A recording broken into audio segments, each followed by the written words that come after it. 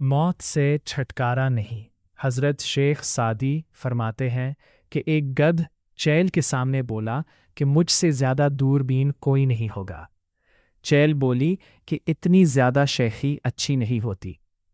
आज जंगल के अतराफ में तुझे क्या दिखता है?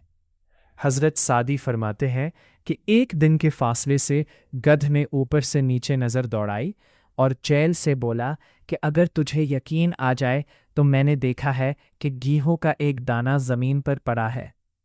चैल को ताज्जुब की वजह से यकीन न आया। उन्होंने सर ऊंचाई से नशेब की तरफ कर दिया।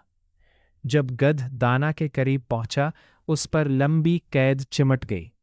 वो शिकारी के बिछाए हुए फंदा में बुरी तरह फंस गया। वो ये ना समझा कि इस दाने के खाने से ज़माना इसकी गर्दन में जाल डाल देगा। हर पेची मोती से हामिला नहीं बनती है, ना हर बार चालाक निशाना पर मार सकता है। चैल में जब गध को जाल में फंसे देखा तो गध से बोली, इस दाना के देखने से क्या फ़ायदा जब तुझे दुश्मन के जाल की बीनाई ना थी। सादी फरमाते हैं कि वो कह रहा था और इसकी गर्दन फंसी थी।